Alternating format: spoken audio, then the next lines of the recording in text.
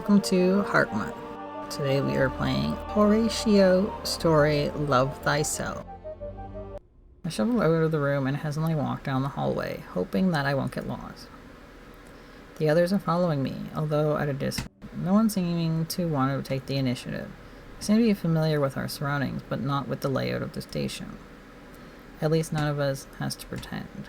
I think no one wants to be the one going down the wrong way and making a mistake in front of the others.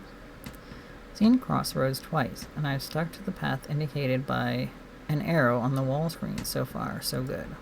I kept walking. The others follow. Eventually I hear a murmur in the distance, which grows into a distant noise. I draw nearer. See some bright lights in the distance and a much more colorful environment. Step out into a plaza, a cathedral of green and gold. There are columns and glass everywhere, with manicured trees and shrubs in every corner.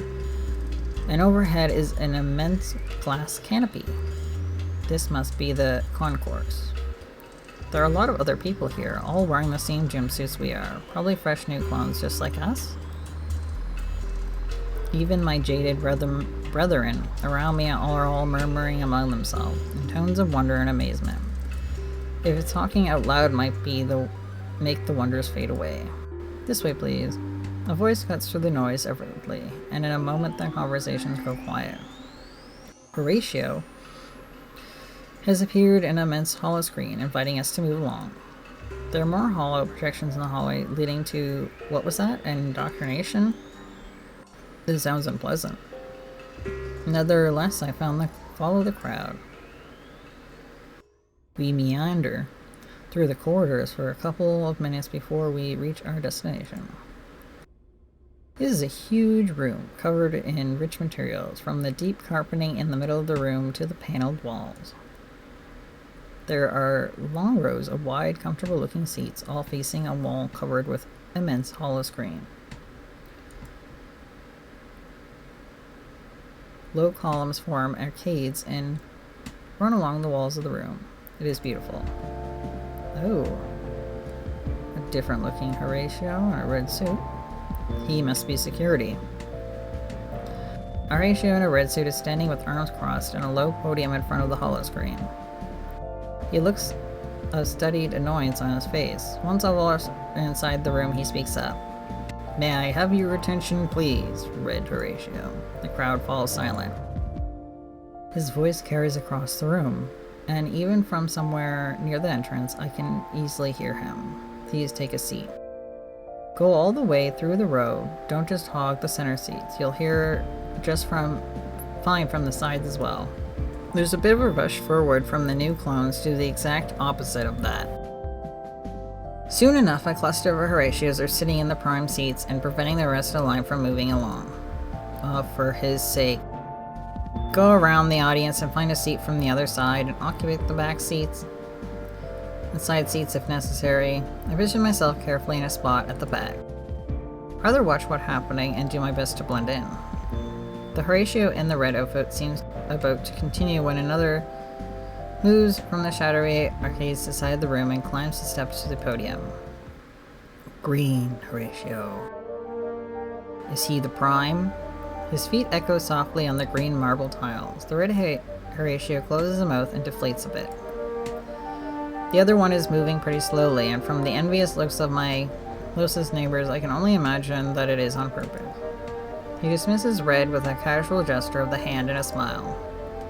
Red Horatio leaves the stand. With a grin, the second Horatio turns to us, his cape flowing in an emphatic demonstration that he is here and demands our attention. He speaks. His inflections are slightly different. I surmise that he probably spends a lot of time speaking in public. Green Horatio. Thank you, second-rate Master Sergeant Eric's B-12. That'll be all. Wait, this is his whole title? The Red Horatio? To each and every me, welcome to Kappa Station, finest in the cluster. Your memory imprints do not cover the last couple of decades, since the last backup was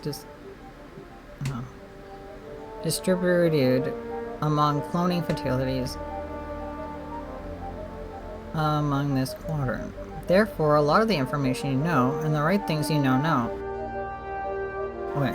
A lot of the information you know and the things you know may be outdated. This is the crash course in what has happened while you were sleeping. Okay? Symbol. Kind of like a raindrop, but like a claw spaceship taking it. Let's start with the most important thing. Etiquette. With regards to my person, you may address me as third rank esteemed Grand Headmaster Horatio Ernest PO2. That's a lot. In settings that only compromise initiate level and above station personnel, you may call me simply Grand Headmaster or Master Ernest PO2. In public, you will always address me as your likeness, provided that the honorifics have been properly given and received in a small setting. You may subsequently call me Sir. But what is all this? I can only refer to you as this name on a Tuesday during the solstice moon? What? He pauses for a second. Question mark. Now that this is covered, let us move on to secondary topics. First, your own identity. This is a great pleasure that I deem you all as initiatives. More specifically, your full name will be First Level Initiate Merguez, since this is your officially of origin. And then your chosen name, along with your decanting brethren and batch number. You are batch 21 of this administration. Oh my god. There's a holopad on your desk. You may use it now to approve your suggested name or pick another one. I get to pick a name? Oh, we all get to pick.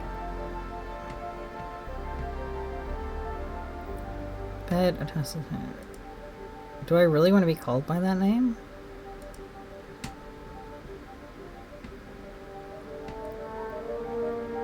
Oh, I rake my mind for an idea. Could I randomly type in letters? Wait, no, I'll be stuck with that. Better find something discreet so I blend in. I press the delete button. The word enter your name appears instead. Enter your name.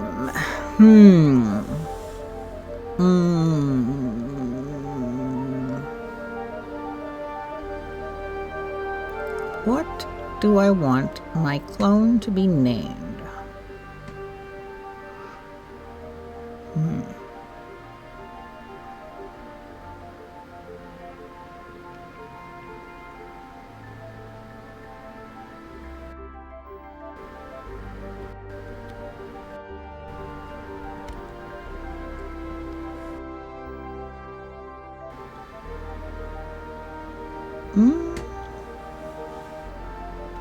Avernus?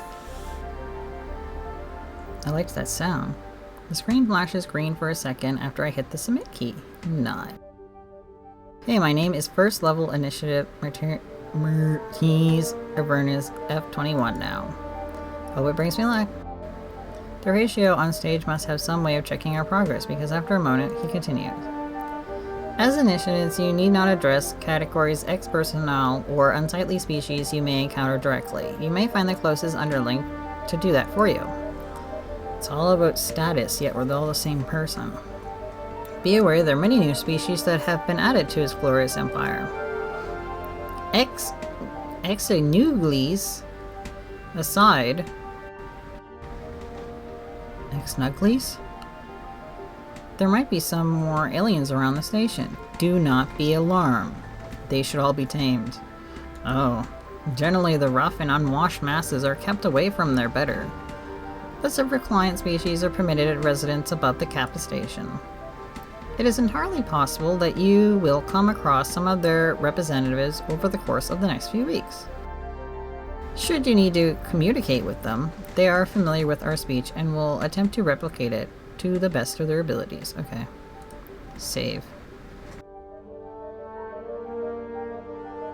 Most of the new species we have encountered have been proven to be just as disappointing as we expected. Wow. Nice. He smirks, flicks his wrist, and pulls his belt buckle free. What? Oh, it's attached. With a wave, the buckle lights up, revealing a small hollow bag. Fancy. Now for a brief overview of what happened in the last decades. We had a square-looking symbol. Relationships with the so-called fledglings United Empire remained very cold. Representatives from their young leader, a male human... Oh. Fledglings are humans? Called Zelovis, have refused vassalage under the auspicious leadership of Horatio himself. Yeah. Humans don't like to be under dictatorship, I guess. Similarly, they have repelled violently several attempts to be claiming outer Earth planets of their empire. Proceed with caution. This looks like a ship. Relationships with all the symbols mean different races. With robotic intersectoid hive known as the Crovers are still in an all-time low. The Mass Effect has like a insectoid species as well.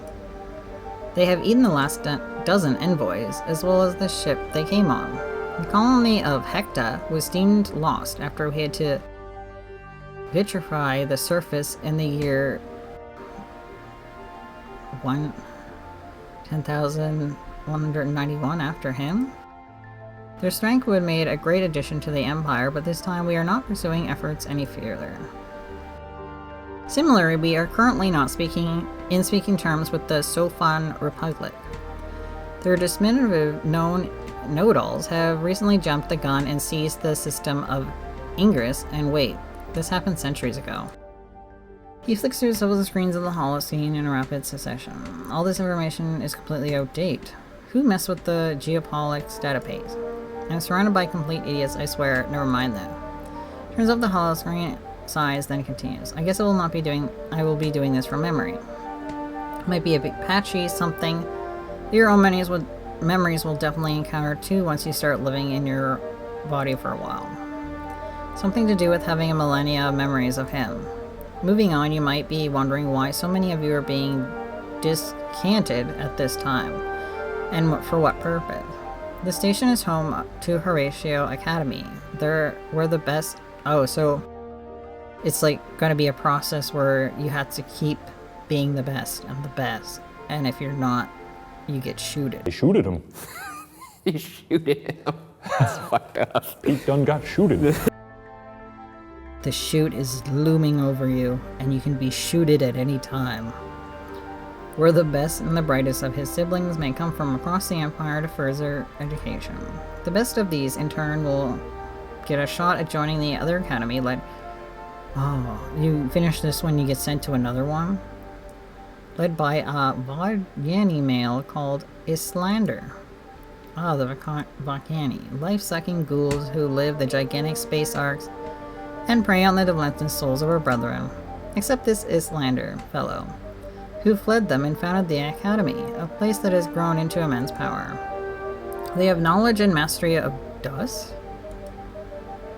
Your purpose is, if you end up among these chosen few, is to go there and acquire some sort of knowledge and power, and bring it back to the glory of this empire. Oh. That is kind of like the Quarians. They'd send them out, and they'd have to bring some back, something important for their people. Finally, the why so many of you at once? We wanted to up our percentage of chances. Well, 2 of our exploration vessels disappeared recently. They contain the brightest minds of this generation. Our best shot of getting the knowledge we're seeking. We lost them all. They are now gone. And a very short few weeks before Horatio Pine himself is due to review our academy cadet. Horatio Pine himself is... Well, why'd you put them all on one ship and send them out there? Not a good idea. It's coming to Kappa Station, and we have no cadet. The shame would bring to me, and the whole station would be unbearable. We'd all be shooted. He'd say, shoot the whole group. Anyway, we got about 3 weeks. Oh no! Well, it sounds horrible for us.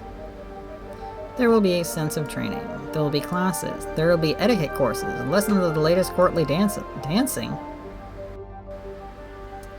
There will be no failures or else. Now, if you have questions, keep them for your instructors tomorrow. Time for your substance and retire to your personal quarters. He turns away and walks out the same way under the arcades and out of sight. This Inertis PO2 guy is something else.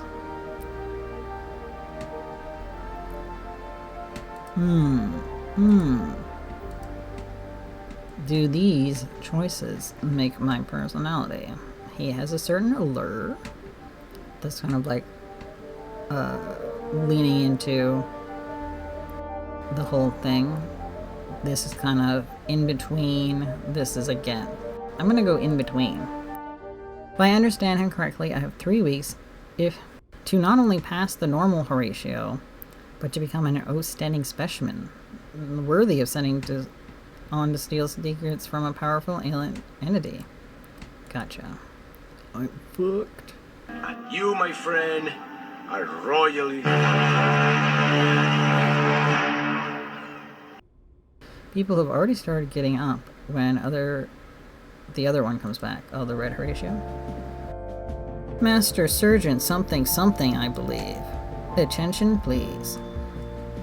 You are now going to be provided with dinner. Woohoo! Follow me to the mess hall. Without waiting, he turns around, walks down the podium, and off to the direction opposite of the one we came. My brother and I quickly follow. We're hungry. Oh, great. It's the Cubby Custard machine.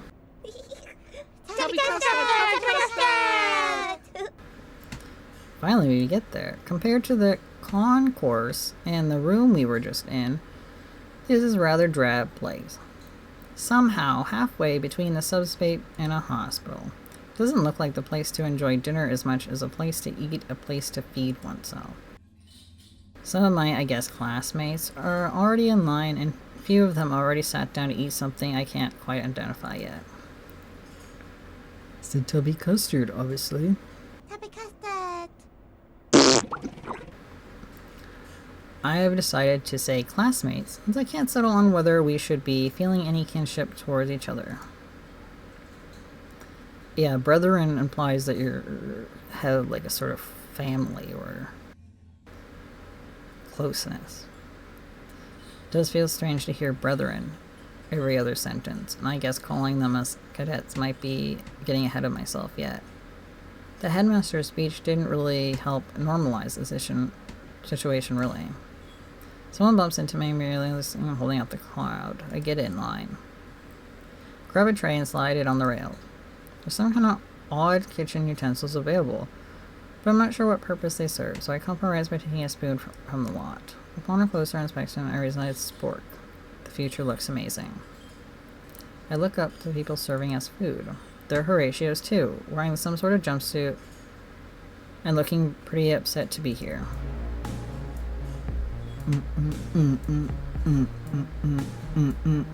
Get some cool sci-fi music for this guy. The lunch man. One hands me a bowl of something. I don't quite recognize serving me a mean look at the same time. He's got a gray-blue jumpsuit. Surprised by the direct eye contact before I know what I'm saying. Hello, thank you. Horatio, the lunch person, is surprised as I am, and frowns before saying back. Hello, enjoy your food. Never before seen anyone so struggling say thank you. But then again, I've not seen many people. Take it easy, friend. Travel along and look at the contents of my bowl. It's slop. Definitely slop. I don't know what it's made of or what animal it came out of. It's probably like just nutrition crap. Like all the proteins and stuff you need to be existing but not actually good is food. Well, at least it seems hot. It's hot? I grabbed some water and a piece of bread. Sweet, at least they give you bread. Princely. I look around, a place to sit next to someone, hoping for a bit of, well, any interaction. I sit down to a bored-looking clown. How would you know who's who? Be like, we were talking about this yesterday, and I'm like, No, we weren't. I'm a different guy. Sit down next to a bored-looking classmate, but after a few overtures and encouraging smiles, I give up. Every me is a bit on edge, and at other tables it looks like people are focusing on the contents of the tray. The slop provides to taste just as awful as it looks.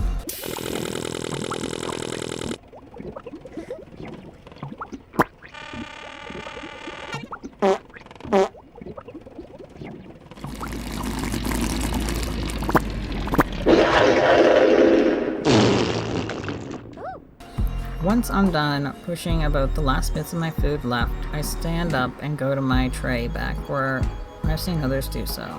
A fair bunch of people have already left. And looking at their trays, it seems like I'm not the only one whom enjoyment over dinner was minimal. Off to the side, there's a guard taking people off a long list and sending them down the hallway. It's that master surgeon dude again, I think. Some of us, it seems, have different face markings and uniforms, although I'm not sure what their meanings are. Oh, we have different face markings? Are they painted on or born, or whatever, potted with? We lock eyes and he barks up. What is your name, first level initiated? I announce clearly. I am Avernus, F21. First level initiative, Megas Avernus, F21. He searches for a few moments and finds it.